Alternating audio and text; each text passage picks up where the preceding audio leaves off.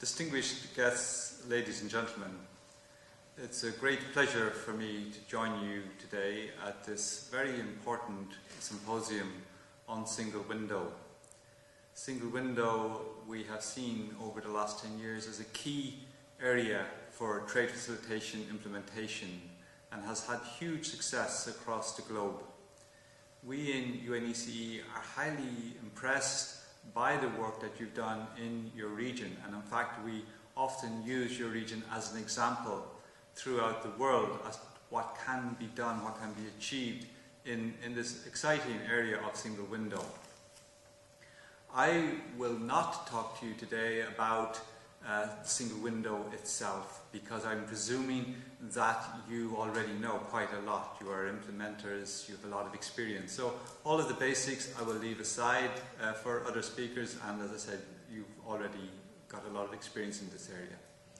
What I will talk about today is single window interoperability. How do we get the various single windows that have been established over the last 10 and more years to work together, to exchange information, to interoperate? To me, this is the key challenge for the future in single window, and my views on this are shared by many of the leading implementers and organizations involved in single window around the world.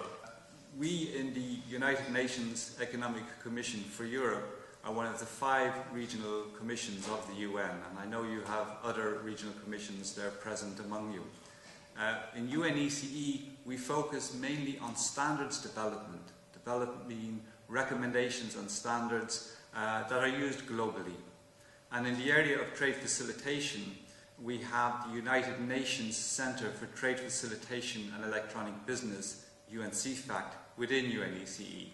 I believe quite a number of you are already participants in this important group. There are over 200 experts from around the world that develop the UN CFACT recommendations and standards. You are probably quite familiar already with recommendation 33, the recommendation on single window from UN CFACT, and also recommendation 34 and 35, which support single window implementation. We also develop some of the key standards that you will likely use in trade, such as UN EDIFACT, UN Layout Key, and the core component library of UN CFACT. We held a symposium in 2011, in December 2011, to look back on 10 years of single window implementation. And at this event we had over 200 experts from over 50 countries from around the world, really bringing to the table their experience in implementing single window. We found through that symposium several key points. One is that single window has been an astonishing success. It's implemented in over 70 countries around the world and has been a key player in bringing together a lot of the initiatives of trade facilitation in countries, and has certainly helped to integrate the other government agencies and customs into a single unit for processing the information flows. This is a key success of trade facilitation. So single window is not so much a technical but rather a political and organizational concept that has hugely helped trade facilitation implementation. We also learned that single window is an easily understood concept at the political level, and I think that's why it's currently on the agenda of the WTO Doha round. So this single window understandability, shall we call it, at the political level has really helped the political will that's required for implementing single window. We've also discovered that single window is more likely to be implemented in developing rather than developed countries. And this is counterintuitive to some of us, at least, as we would have expected the developed countries to be leading in this area given their technology. But what we found was that the already established base of legacy systems somewhat inhibited the uptake of the concept, and the green field, as it were, in developing countries was really fertile ground for single window implementation.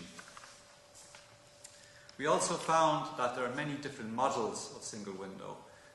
You could have the classic single window, custom single window, port community system, e-freight, etc. And in fact, we found that in several countries there were several single windows, a contradiction in terms, but this is the reality on the ground. And this is not the best solution for trade, because although it's better than the situation was before, now in some countries traders have to submit similar information to several single windows. And this is really the issue that we have to address in single window interoperability. As I said, there were very few single windows in developed countries, and in particularly the EU. Rather, what we find in countries in the EU is the existence of what we call interorganizational information systems. These are discrete systems handling different aspects of trade, and then they are linked together. And these can be within government and between government and trade organizations. Some examples of this is a port community system, for example, e-customs, e-freight, etc. And of course, a single window itself is an example of an interorganizational information system. What we need to do now is really look to see how can we bring these disparate, separate entities together within a framework for single window interoperability. And that's really the challenge that we face now. How do we join these pieces together within one concept so that we retain the basic idea of a single window, single submission? I call this phase 2 of single window. We're basically going back to the idea of bringing separate entities together in one conceptual framework. And I think this has huge potential for enhancing global trade. So for this to happen, we see that we will need to have a vision of interoperability, a vision amongst single window operators, a vision amongst inter-organizational information system operators to join together in this globally networked trade, globally networked single window. And we need an interdependence and synergy based on international standards and best practice. Really, this is where we need to head to, in their view. We need an information strategy, an information sharing strategy within this concept. We'd also need various supportive elements such as service level agreements, a common legal framework, and then the common standards for semantic interoperability.